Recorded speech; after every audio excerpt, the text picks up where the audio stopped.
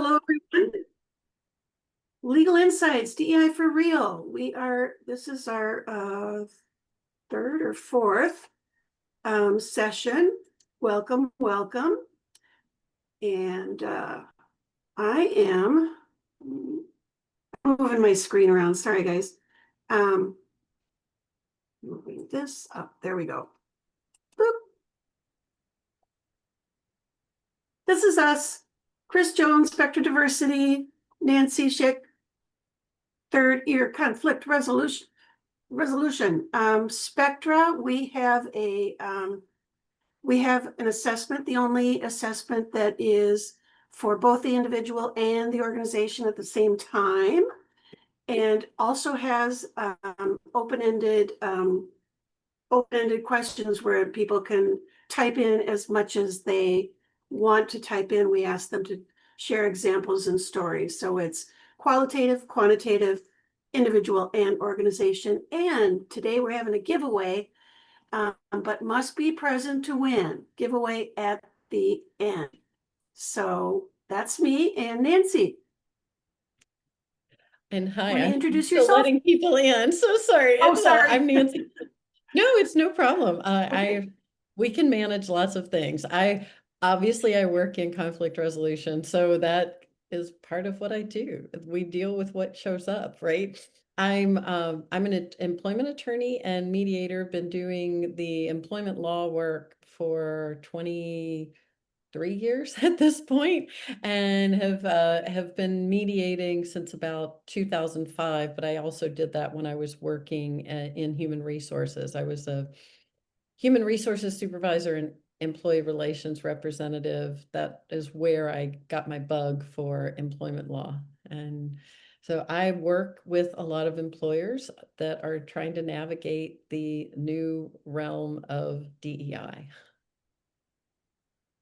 And Nancy and I met a couple of years ago. We met through LinkedIn, and we decided that she's in New York and I'm in the Big Apple and I was in the Little Apple, Minneapolis. So we've just been talking. And what? Isn't that the little snowball? It is the little snowball. Thank you. Thank you. So anyway,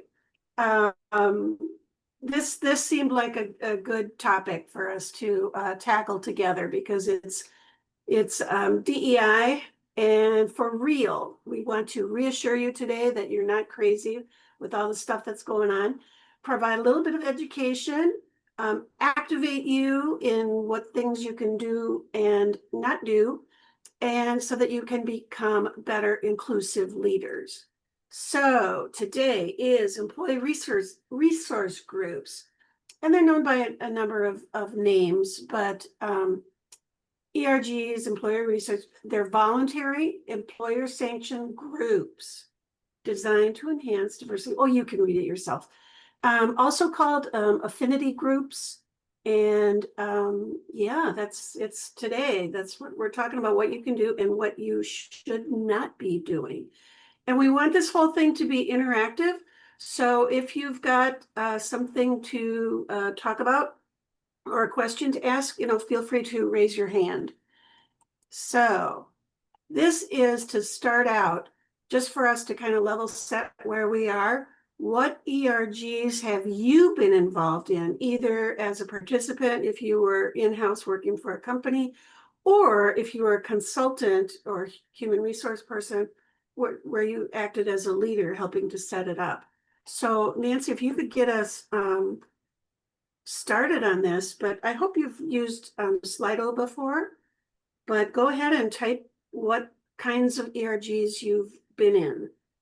And if you haven't used Slido before, all you have to do is hover over that QR code and it'll take you to the poll.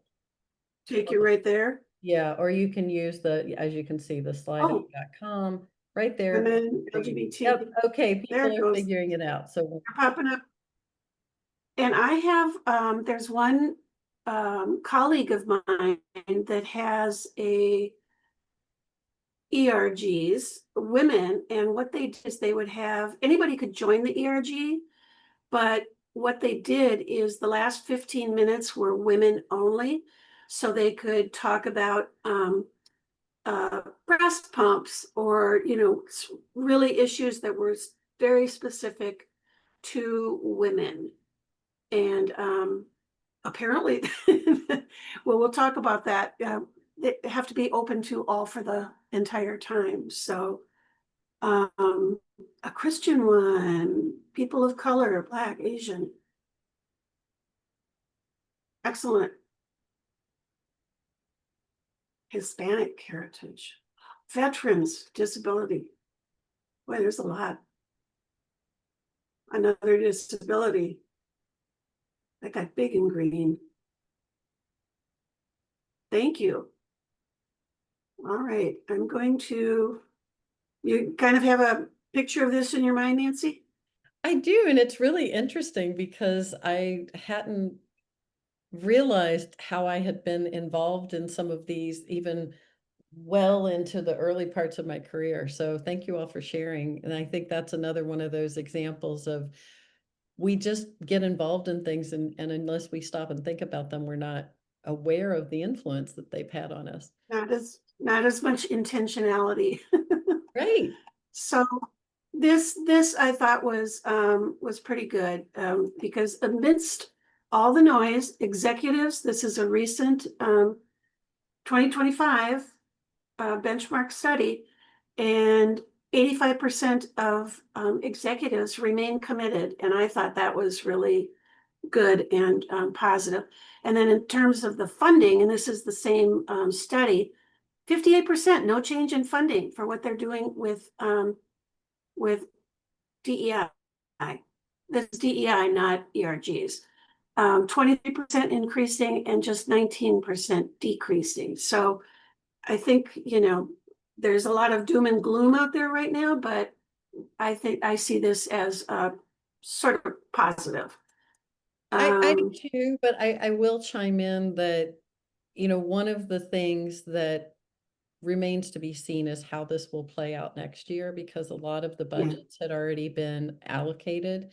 And so I don't want to be, again, I try to be positive as well, but I will be very interested after the first of the year to see if anything changes when we're doing the budget. Yeah. Well, really the budgets in the third. Well, and if there's so many different fiscal calendars that Right. I know that the one time when I did work for a company, the fiscal calendar started July 1. So and June would have been the end of it, but exactly. So we may see some changes in that, but again, I'm encouraged by it, because I do still think that even when we have a reduction in the budget, there's still a lot we can do. And, I tend to talk a lot about that. It's like this is a day-to-day thing and not necessarily putting on a big party. Yep. So let's take a look at DEI and the ERGs. While some DEI practices are being reevaluated, scaled back, most companies are not abandoning their efforts. 38% of all companies that previously had representation goals have or intended to stop setting those goals. And that is one of the things that you should not be doing, is saying, we want 10% more of X type of people, because just by saying that, you could be decreasing the number of another type of person in your company, unless you're growing really fast. So 90% are still of companies are still supporting their ERGs, even in this shifting landscape, shall we say. EEOC guidelines. So March of 2025 said that limiting membership in ERGs to workers covered by anti-discrimination laws, such as only women or only people of color, could be considered unlawful segregation. So to comply with the EEOC's interpretation, employers should ensure workplace groups are open to all. So what I'm understanding that, Nancy, is that you could have a focus, but you can't limit the group to that focus. Yeah, and I think this is in some ways just a technicality, and we're playing a little bit with semantics, which we're seeing a lot of that around DEI. But Mhm. most of these really have been resource groups. So I'm sure some of us have been in different ones that maybe at least felt like if you weren't you didn't identify specifically as that particular group, then you might not have felt as welcome, or you might have been afraid to join. But I've seen this in, colleges, bar associations, other professional organizations, as well as in corporations, that these groups were really there to be a resource, not just as here are ways to find resources for opportunities within the company, but they were also there as education. And so we've long invited people to engage in these groups, regardless of how they identify, as an opportunity to understand each other better. And so none of that has really changed. It's just maybe now the EEOC is saying, let's jump on board with that and basically tell you to do what you've already been doing. That's the way I see it. Okay. This one. Mentorship open to all. So it's not only the ERGs, but ERGs a lot of times are connected to other activities in the company that are more human resources, and mentorship open to all. So that's and then this last one, email list inclusive. And I need a little explanation here because Nancy and I were talking about this before, but some employee resource groups are organized around email lists. Like you might have an email list in your company that targets maybe, just management or just, some group. And we want to make sure that people can include the allies as well as the people that are, targeted. And then also in terms of email lists, I've got a little story here, is that we were doing Spectra was doing a survey, and this group, they did a survey. They actually did it annually, which a lot of companies don't, but they never got their housekeeping crew, because housekeeping crew didn't have emails. They were employees, but they didn't have an email. So what we did is we created a paper copy where they could, circle or cross off their choices. So we did the survey, paper copy, which they printed out, and they handed it to the people, and then put it in blank envelopes. So nobody saw it, went in a blank envelope.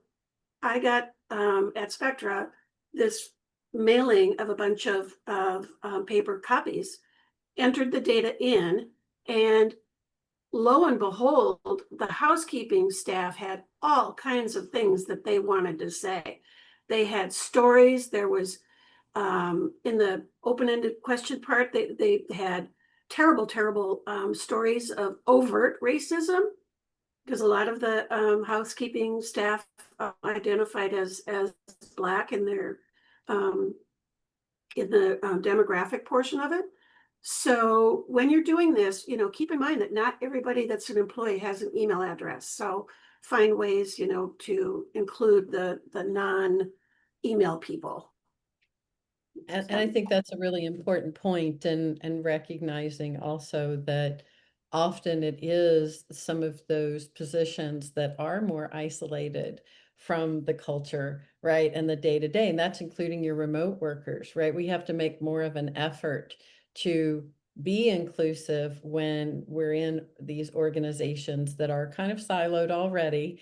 And then you add in the complications of remote work, multiple locations, different schedules. It's hard to bring community together, but you have to do it. I mean, it's really in your best interest. And that's why we've had DEI initiatives in the first place. So that's another reason that I said some of this that's going on is a lot of semantics and a big show. And I know it's scary, but part of the reason we're doing this webinar series is to help you see that there is still a lot you can do and still be in compliance and still further the true mission and vision that you have. Thank you, Nance. So ERGs, and this is, yeah, what should you do? What can you do? Nance, this is all you. Yeah, Take it away. it's back to what I said. It's really focusing more on the educational and community components of ERGs, you know, really thinking of it as resources. And you can easily get yourself into a little bit of hot water if you are only focusing on certain types of resources. So some of the things that we're anticipating, for example, especially in light of the Ames case and looking at these, the way the Supreme Court has effectively changed the standard. We used to have heightened scrutiny if you were filing a discrimination claim, for example, and you were in a majority group, right? So you were cisgender, or you were white, you were male, then you might have had heightened scrutiny to prove your case and survive the motion to dismiss, which is basically what that Ames case is about. And then it got sent down. So we don't actually know if Miss Ames is going to win her case, but we do know that procedurally the court has to consider it further than they did. So what does that mean? It means that now we're expecting more cases being filed where people in these majority populations who are perceived to be in more powerful positions. And you'll notice I'm being very careful with my language.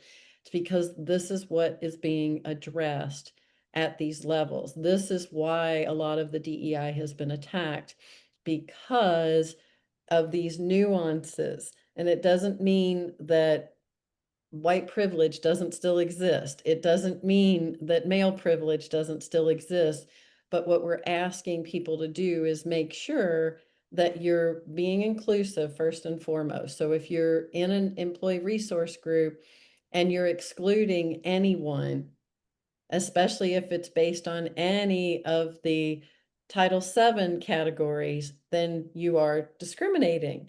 And obviously your employer cannot further that initiative. That employer will get fired. I mean, I'm sorry, get sued, and you may get fired, right? So they're trying to balance this, and we could argue why, but here's where I see the opportunity. Is it is an opportunity to really raise the bar for inclusive action. And again, anywhere you're excluding, it's not inclusive, right? So that's the easy test for it, is if you're excluding someone, then you're not being inclusive, which means you're not actually achieving DEI, right? So that's one of the things we've been telling a lot of employers. So you want to have open membership to all. And like I said, I've recognized that in preparation for this, and then looking at some of the comments you all were making of the different groups you've been in, I realized we've been doing this for a while. That, for example, when I became a lawyer, I might have hesitated, for example, to join the LGBTQ bar because I'm cisgender, right?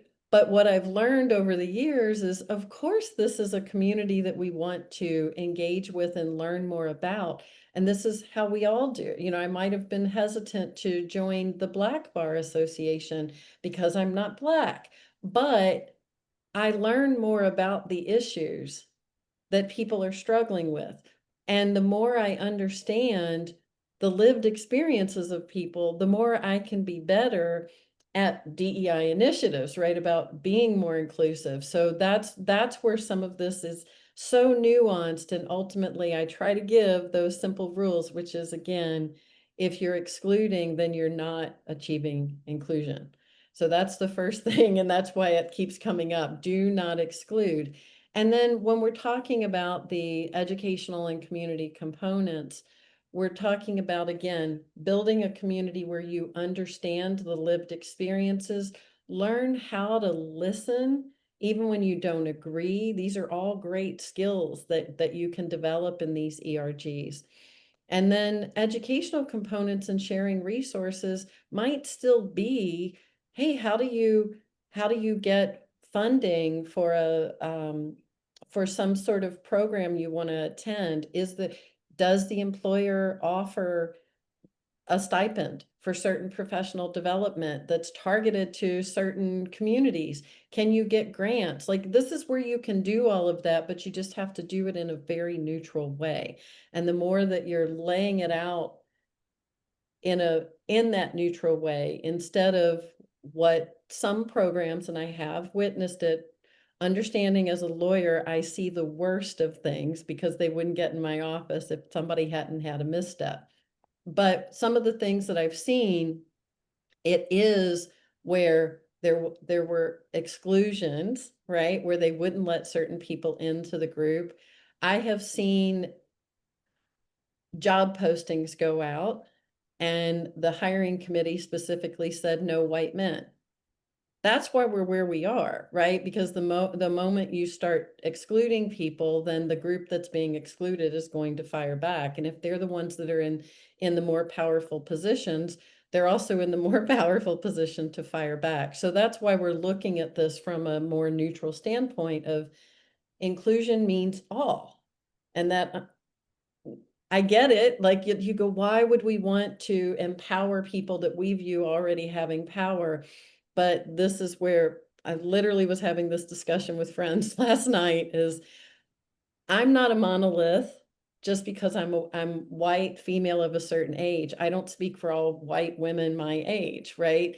And likewise, none of us want to be viewed that way. So what we're dealing with is how do we address the inequities, but still do so in a way that doesn't assume that just because of the way someone looks, that they're either in power or not in power. We, through the law, what we have long done is set up the law, at least ideally, not in practice all the time, right? But ideally, what we do is we look at the cases based on their individual circumstances. So that's what I'm inviting you all to think about is look at your group, start with that. Are you including everyone? And then how are you doing that? Just like you would if you're the employee that wants to be included in opportunities in your workplace. If you're running an ERG, then how do you make sure that you're opening it to people, educating them in a way that they do feel included, they do feel welcome. We're not making them feel uncomfortable. We're not tokenizing them. All the things that we're out there saying don't do at the employer level. If you're in charge of that ERG, you need to be thinking about that in your micro level as well. So I hope that makes sense. And feel free if you have questions to chime in.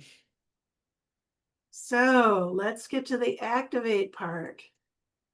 So ERG. So what can you do to improve them and work with them better?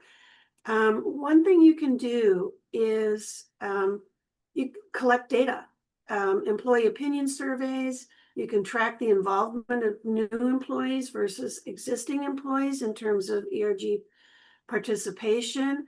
Make sure you collect both quantitative and qualitative data. And there's a number of dedicated software providers. And I can put that in the chat, or maybe can you grab that, Nancy, and put it in the chat? And I'm not recommending any of these in particular, but there are ERGs. Actually, I'll put it in the chat in a little bit here. That's okay. How can ERGs offer membership after mergers and acquisitions? And this is, once again, and I get to the email list, is make sure that when there's that merger and acquisition and you've got employees, there are going to be some that don't have email addresses, which is how a lot of communication happens in organizations is emails. So make sure that you include those people. Anything to add there, Nance?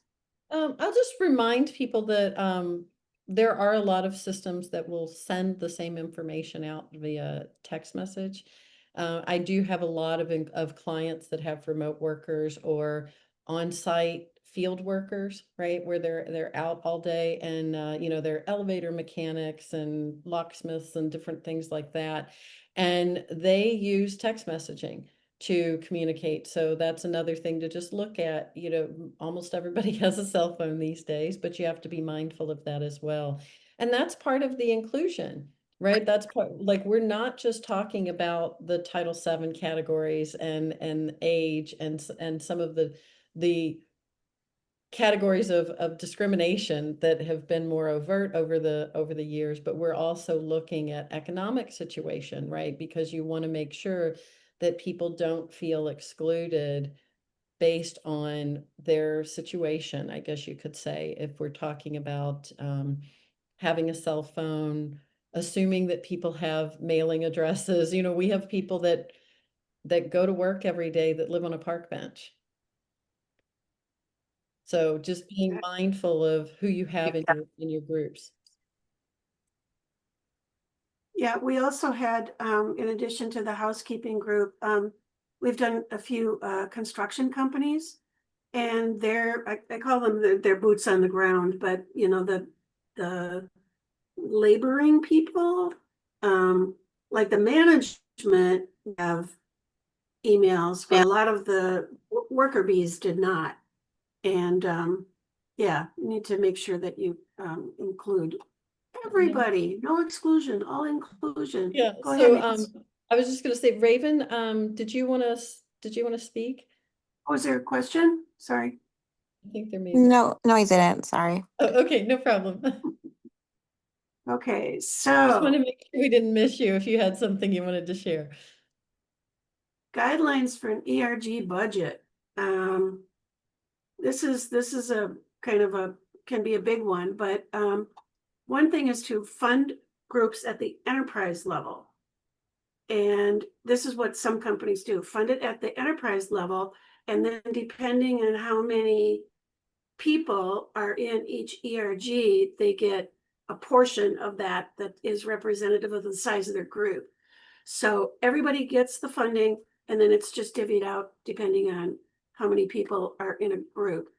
But there's, and then having a minimum for the group. So even if you've got, you know, 4 people in it, there's a minimum that everybody gets, and then above that is yeah. Anything to add there, Nancy? No, I think you're hitting on some of the big ones. I mean, we see this going on in a lot of places right now, right? That the budgeting Okay.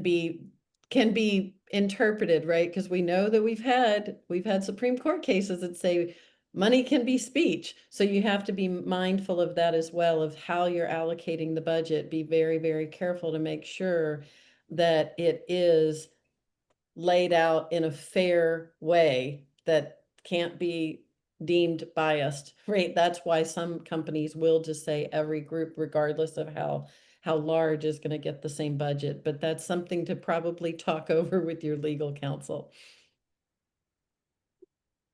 And then who should lead each ERG? And it is important to have, you know, a sponsor. Most ERGs that I'm familiar with, they have an executive team member is the sponsor. And it can be part of, you know, sponsoring an ERG can be part of the career and leadership development path. That in order to do that, you know, to progress in your career, this is one of the steps that you need to have. Nancy, question for you is, and we didn't talk about this beforehand, but should the ERG leader be a member of the group? So if the ERG is, say, a Black ERG, does the sponsor, should that person be a Black person, or or does it not matter? Or what does the law have to say about that? Yeah. So, you know, what the law is almost always going to say, especially in things like this, is it depends. So It depends. right, it depends. And it really does depend on several different things about the individual organization. And that's why I said you may need to talk it over with legal counsel, because more than likely, if we're talking about an ERG, we're talking about a relatively large organization. Some of my clients have 5 employees, so everything's an ERG for them, right? And so they're very engaged with each other, so they don't need these siloed organizations to educate. They're already in community. But to answer your question, I would say the first thing that I would want to do with any of my leaders for an ERG is make sure they're trained on how to lead one, right? Because there's a different way to lead based on what you're trying to accomplish through your ERG. And if you're really trying to provide education, resources, and community, then you need to have an ERG leader, regardless of how they identify, know how to educate, build community, and provide resources in a way that are fairly neutral so that everybody feels included, right? And so at that point, they don't necessarily have to be experts in the group that they're leading, they're just there to lead, right? It's no different. And that's why I think it's a wonderful management tool. It's no different from being a manager. You don't always have to know how to do the very thing you're managing the employees to do. You just need to know how to execute so that they can get what they need to perform that role, right? Like I can supervise somebody in IT, although I don't have a master's degree in information systems, right? But I do know how to look at something and say, here's how to manage it. And I think that's what we're really talking about with leading the ERG. It's not necessarily, if you're sponsoring it as management or an executive, it's not so much about the content as it is the leadership. And those are often two different things because leadership has its own content. Did that answer your question? And that, yeah. And then the other thing that it kind of brings up another related point is that when meeting, I mean, the group needs to have a clear objective. It can't just be, a bitch session. Oops. It can't just be a complaining session. So it should have, a purpose and a mission, like our goal for our group is to X, and maybe the goal is education. Maybe the goal is more social. Maybe the goal, there's all kinds of different goals, but make sure you have one and the people in the group know what it is. And then the budget would support that. Yeah, and I think that's where having the leadership involved is crucial Mhm, because they're the ones that first of all have to decide, is this within the bounds of the law, right? And how do mhm. we do this? How do we provide something that the employees value, but do it in a way that also keeps the law off your back and justifies the outlay, the capital outlay, the funding that would be spent. Because it's not just about Okay. like having look, if you want to have ethnic days, then just have ethnic day, have International Day, and everybody brings something to celebrate their heritage. That's fine, and you can have budgets for that, but that's different from an ERG. Right. Thank you. So on to the lead portion. What can you do? And it kind of depends, where you're sitting. I think in the sign up for this webinar, it looked like there were a lot of consultants, but there's also some in-house people. So if you're employed by an organization, what are some things that you can do in terms of an ERG, starting one, belonging to one, promoting one, whatever? Yeah, and I'll chime in with one of the big things anytime you're asking your employer, right, is for anything. You need to be able to make kind of a business case for it. So when you're going and you're saying, I would like to form a particular ERG, then you need to explain why. And for example, it might be as a woman over 50, I'm feeling like, and I've talked to other women over 50 in my group, and we all feel like maybe we're not valued the same way anymore. And we'd like to explore why that's occurring and maybe collect some data and first verify that, like, is this really happening, or are we just feeling that way? And if it's not really happening and we're just feeling that way, why? And we think that this would be a valuable thing for employee engagement and employee retention, right? So you have to kind of speak their language a little bit to get that capital outlay and to get the support behind them.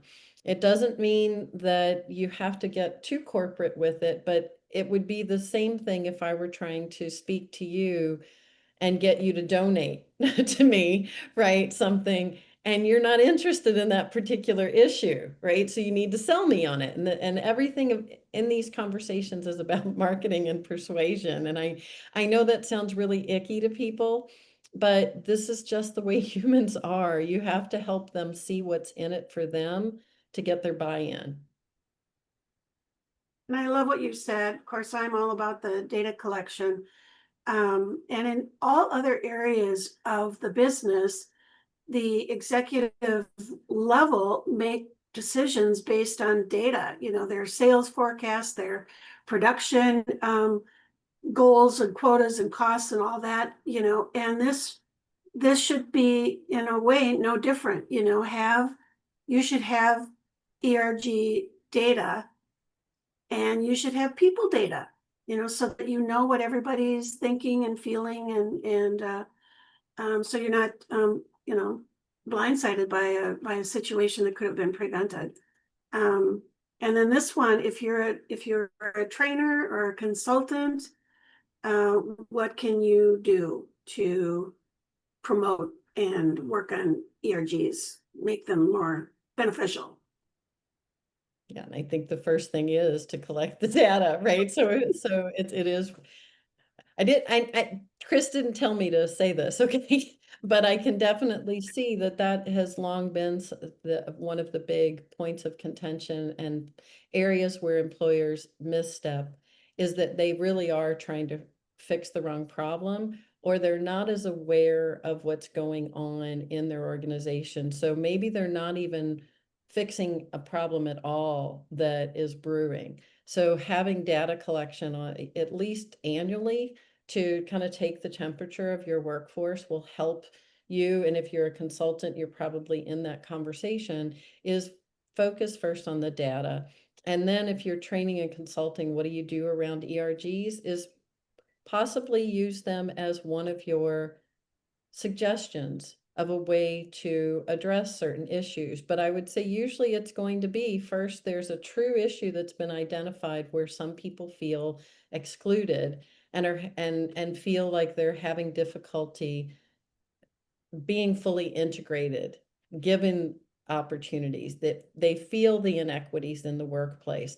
That's where an ERG can be very helpful because it does build community and understanding. But that's also why I said you want to make sure that whoever's leading that ERG is trained, because you have to first create that safe space for people to feel like they can be their authentic selves and share what's truly upsetting them or what's challenging them in their workplace.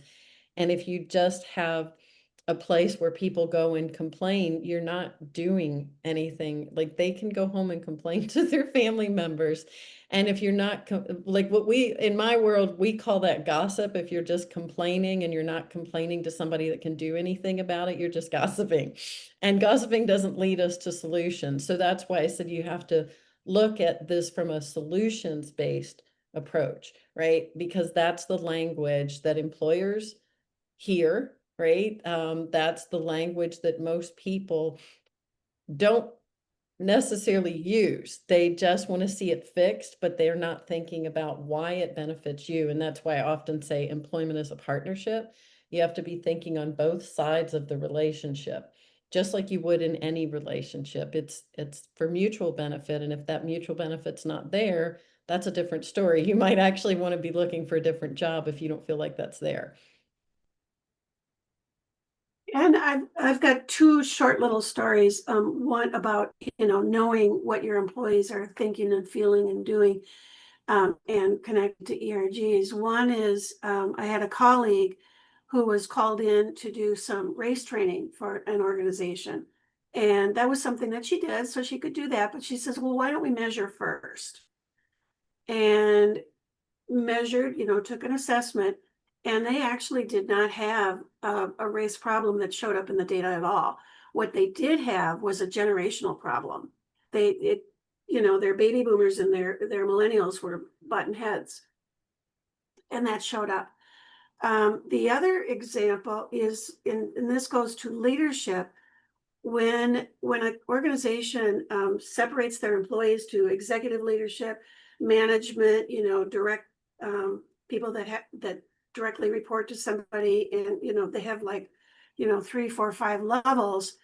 The people that are usually the most out of sync with how everybody else is feeling are the executives. There'll be a question or a statement, and the executives say, yeah, we're good on that. And all the people below them say, not so much.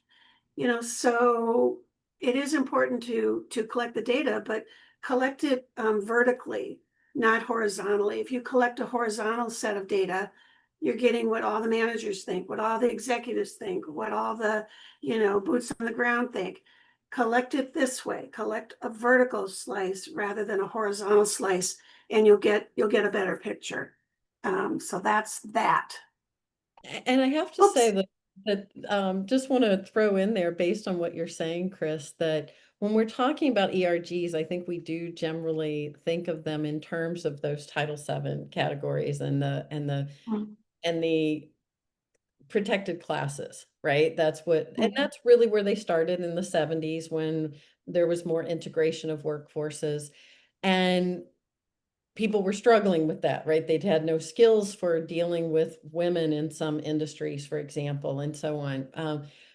But you're bringing up something that I hadn't really considered so much, which is an employee resource group can be about anything. So it could also be a group for bringing management and employees together to problem solve. It can be attacking things like pay inequities or benefits inequities that you're not even really thinking about. So, we have them for safety, and we have them maybe for cybersecurity now, and all kinds of different things.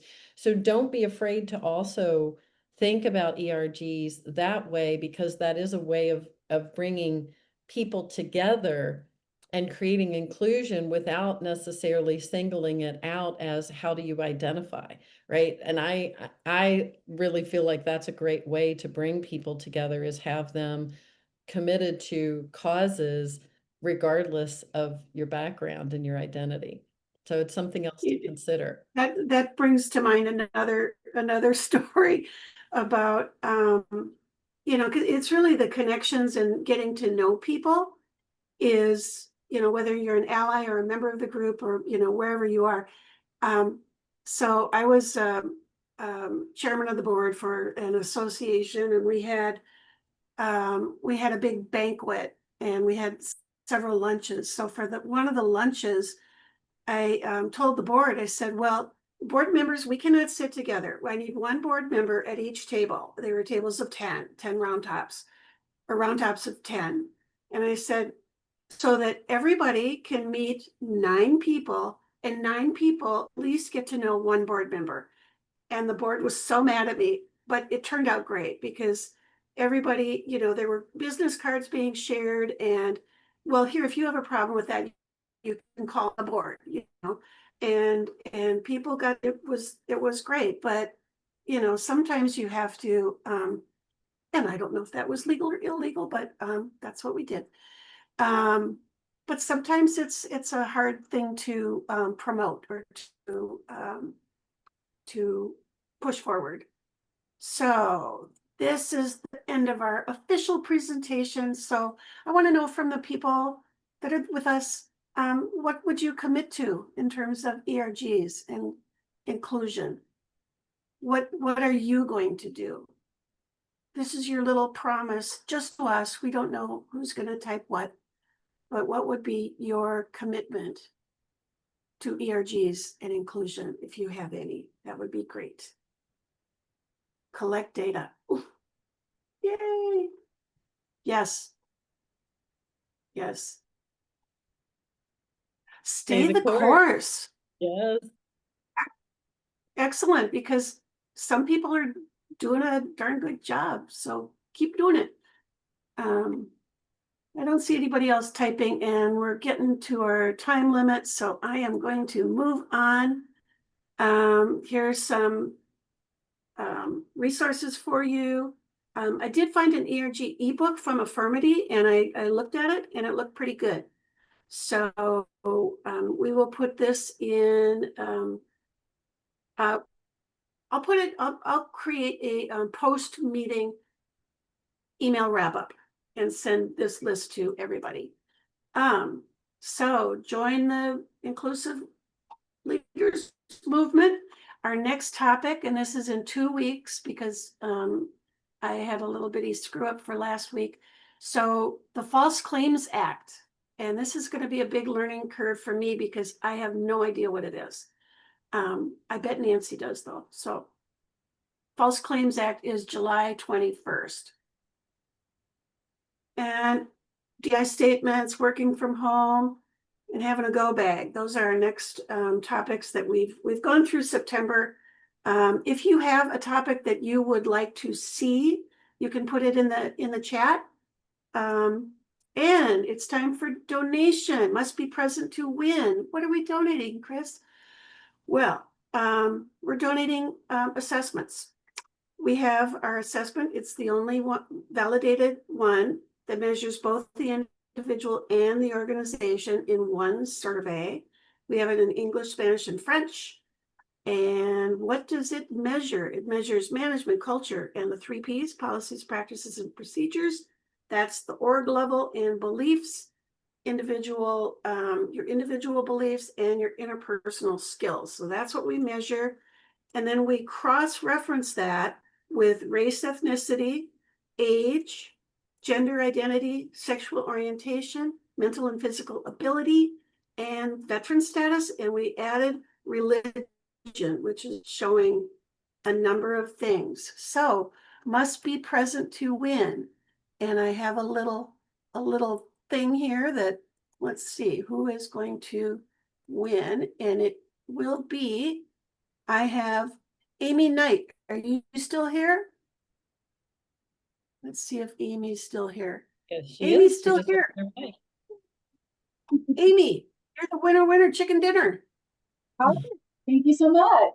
Yeah. So I will contact you separately and tell you how it'll work. And when you get your data back, I'll do a debrief for you of what the data means. Well, I know we recently did like this at our organization. So what I'd like to do is throw it into the ring for somebody else. Oh, throw it into the ring for somebody else? Okay. Thank you The so next much, on the Amy. list would be Rebecca. That's right. Yeah. Rebecca. Nope, she's gone. Kim McDowell. Kim, you are next. We threw it back. Amy threw it back, and it can be Kim. So I will contact you. Oh, yep, she's still there. And it looks So like Kim. people are bouncing up. But I just wanted to note that for those of you that are still on, I did put in, if you didn't get the download last time, the DEI for Real guide that does have some guidance on how to navigate some of the changes and some pretty easy things, easy steps you can take to keep furthering your initiatives. Okay, I see that. Thank you. Excellent. I was trying to get my mute button off to say thank you. But this may seem a little funny, but Amy and I work for the same organization. And so since she has thrown it out, which is Well- awesome. What's the likelihood of that? Well, what I will say is this isn't for the whole organization. This is 10 people. So it could be a team, it could be colleagues, cohorts. Does that fit what you might be able to use? I think we probably want to learn a little more about it. I'm not quite sure, but so Chris, if you want to give me a call and we can talk about it, that would be okay. We can kind of start there. And then Okay, yeah. we'll do that. Okay. And thank you, everyone. If there's any other, I don't see any questions. So thank you and goodbye. Thanks. Have a great week. Recording. Thank you. See you in 2 weeks. See you in 2 weeks. 2 weeks.